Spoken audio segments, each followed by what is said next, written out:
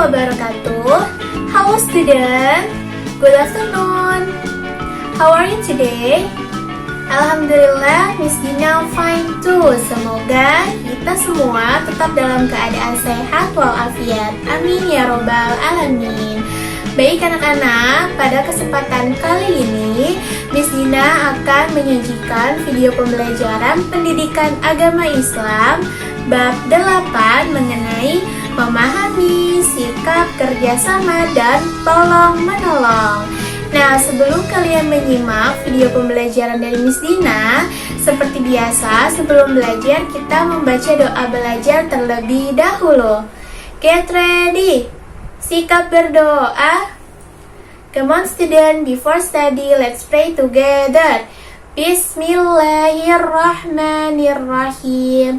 Rabbi zidni ilman warzuqni fahman. Ya Allah, enrich me knowledge and good comprehension. Amin. Baik anak-anak, silakan disimak dengan baik video pembelajaran dari Miss Dina. Baik anak-anak, sekarang pertama kita akan membahas mengenai memahami sikap kerjasama dan tolong-menolong. Lalu yang kedua, nanti Miss Dina akan menjelaskan mengenai mencontohkan sikap kerjasama dan tolong-menolong di lingkungan rumah, di lingkungan sekolah, dan juga di lingkungan masyarakat. Tolong disimak dengan baik. Nah, sekarang untuk pengertian dari tolong-menolong itu sendiri memiliki arti adalah membantu meringankan beban seseorang, atau tolong-menolong juga bisa diartikan sebagai bekerja sama. Nah, kita sebagai manusia, kita adalah makhluk sosial. Kita tidak bisa hidup sendiri. Kita harus hidup dengan bantuan orang lain. Kalian hidup sudah pasti tidak sendiri. Kalian dibantu oleh kedua orang tua kalian. Orang tua kalian yang menyekolahkan kalian. Kalian gak mungkin mencari uang sendiri untuk menyekolahkan diri kalian sendiri. Nah, jadi ketika seseorang itu sudah saling membantu, maka pahala akan terus mengalir ke orang tersebut. Nah, kenapa? Karena di dalam Islam Allah itu mengajarkan kepada hambanya, kepada kita semua yang beragama Islam untuk bisa saling tolong-menolong. Karena Allah itu berfirman di dalam Al-Quran di surah Al-Ma'idah ayat kedua yang berbunyi, Bismillahirrahmanirrahim, wa ta'awanu 'alal birri wat taqwa wa la ta'awanu 'alal itsmi wal 'udwan, yang artinya adalah, dan tolong menolonglah kamu dalam mengerjakan kebajikan dan takwa, dan jangan tolong menolong dalam berbuat dosa dan permusuhan. Jadi anak-anak, tolong menolong itu sangat dianjurkan di dalam Islam, tetapi dengan satu syarat, tolong menolongnya itu harus di dalam kondisi atau di dalam jalan kebaikan. Contohnya, kalau misalnya kita tolong menolong atau bekerja sama di dalam hal keburukan atau di jalan yang buruk. Misalnya kalian membantu teman kalian untuk mencontek. Jadi kalian nutupin supaya guru nggak ada yang tahu kalau teman kalian itu mencontek. Nah, itu adalah contoh dari tolong menolong atau bekerja sama dalam hal yang tidak baik. Itu adalah hal yang tidak terpuji, tidak pantas untuk dicontoh, atau bahkan tidak pantas untuk kita menolong orang tersebut. Tapi kalau misalnya kita melakukan tolong menolong di jalan kebaikan atau di jalan yang benar, itu misalnya adalah ketika kalian tolong menolong membantu korban bencana alam, misalnya korban kebanjiran, kalian ikut serta memberi donasi. Nah, itu adalah tolong menolong atau bekerja sama di jalan yang baik. Kalau misalnya kalian berdonasi, kalian membantu meringankan beban korban banjir, korban longsor, dan korban bencana alam lainnya, maka kalian nanti akan mendapat pahala. Lain halnya kalau misalnya kalian itu membantu teman kalian atau membantu siapapun dalam hal yang tidak baik, dalam hal yang tidak disenangi sama Allah, maka dapatnya bukan pahala, tapi apa? Dosa. Nah, jadi di dalam Islam itu sangat sekali menganjurkan kita semua untuk tolong menolong. Tapi ingat, tolong menolongnya itu harus di jalan kebaikan. Nah, sekarang selain dari itu, tolong menolong juga memiliki manfaat. Nah, kita harus tahu nih, tolong menolong itu bukan hanya sekedar kita menolong orang supaya orang itu tidak terlalu berat menanggung atau melaksanakan suatu tugas. Tapi tolong menolong juga memiliki manfaatnya loh. Yang pertama itu adalah meringankan beban orang lain. Nah, sudah pasti ya, karena pengertian dari tolong menolong tadi itu adalah meringankan beban orang lain. Contohnya misalnya, kalian melihat ada seorang nenek yang bawa belanjaan berat. Nah, kalian membantu nenek itu, berarti kalian sudah meringankan beban bawaan yang dibawa sama nenek itu. Lalu yang kedua, manfaat yang kedua ada menunjukkan kebersamaan. Manfaat yang ketiga, mempererat tali persaudaraan.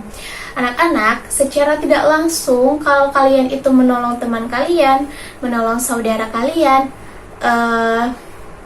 manfaatnya itu adalah tali persaudaraan kalian itu akan semakin erat. Maksudnya, orang yang sudah kalian bantu itu nanti akan menilai kalian, wah dia ternyata baik ya, dia sering menolong aku, dia suka menolong aku. Nanti semakin lama dia akan semakin dekat sama kita, maka semakin erat juga tali persaudaraan antara kalian dan orang yang kalian tolong. Lalu manfaat selanjutnya, memperbanyak teman. Orang yang senang dengan tolong menolong itu akan memiliki banyak teman. Karena kenapa? Ketika kita menolong orang, maka orang-orang yang lain itu melihat kalau kita itu adalah orang yang baik, orang yang senang dengan tolong menolong. Maka orang-orang itu nggak akan sungkan untuk berteman sama kita. Orang-orang itu pasti akan baik juga sama kita. Karena kita baik sama orang lain, maka nanti kita juga akan menerima teman yang baik untuk kita. Ini yang paling utama dan yang paling penting ya, mendapat pahala dari Allah Subhanahu wa Ta'ala. Siapa sih yang tidak mau pahala? Di sini rasa nggak ada yang mau pahala, semuanya pasti mau pahala. Jadi tanpa harus ribet-ribet, kita harus melakukan hal-hal yang mungkin dianggap sulit untuk mendapat pahala.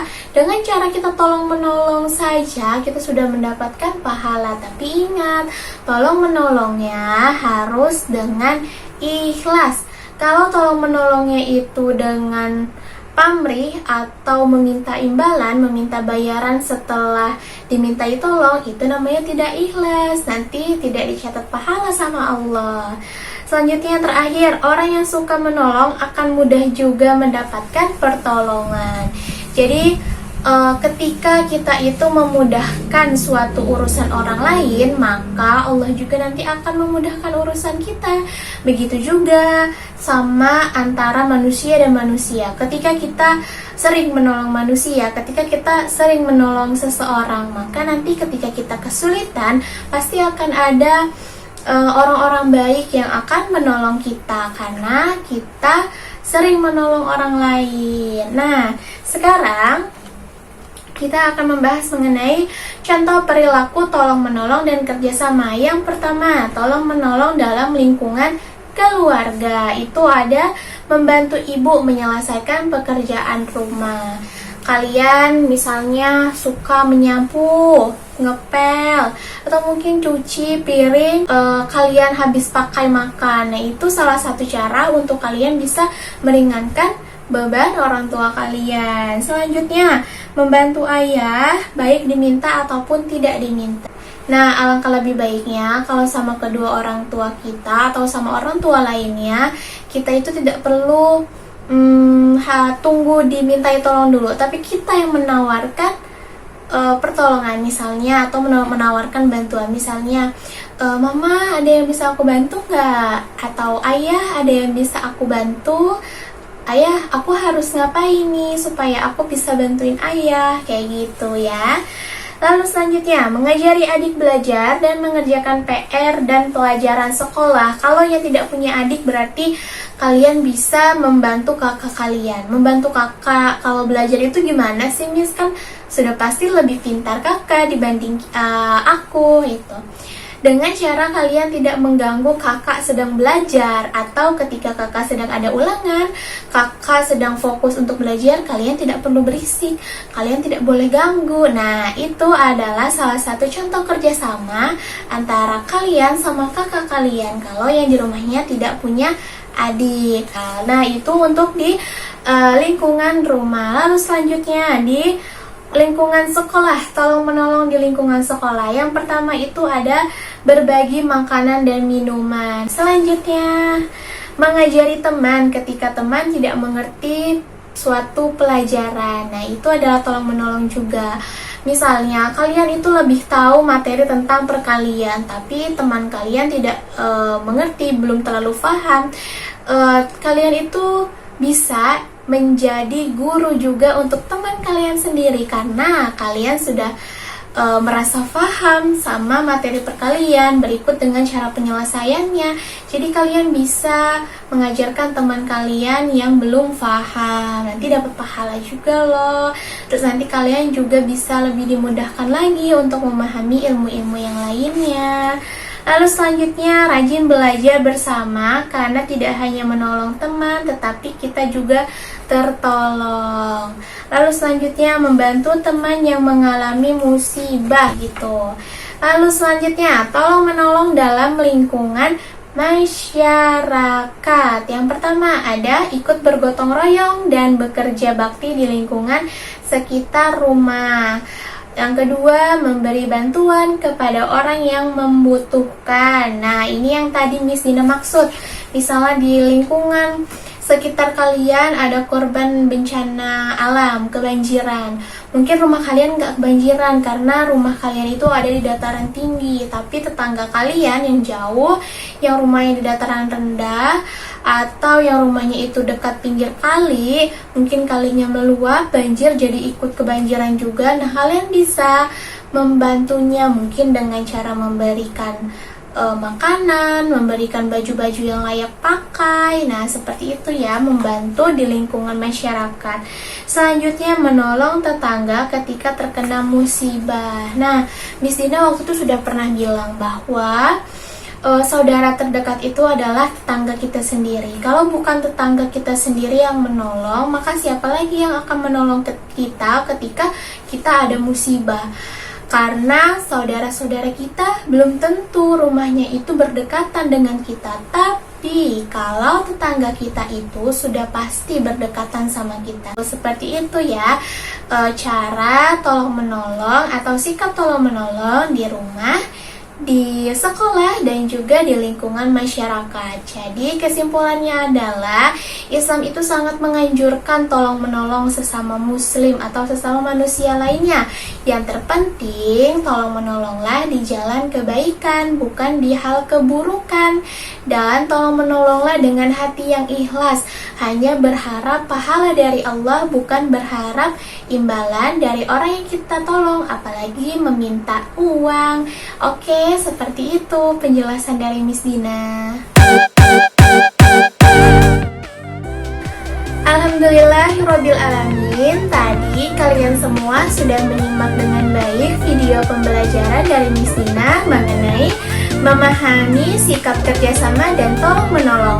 Semoga video Miss Dina bisa bermanfaat dan membantu kalian selama kita masih belajar di rumah ya.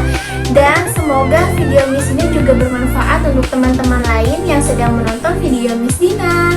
Baik, kalau gitu kita akhiri pembelajaran hari ini dengan mengucap hamdalah. Alhamdulillahirabbil alamin. Tetap semangat ya, walaupun kita masih belajar di rumah. Assalamualaikum.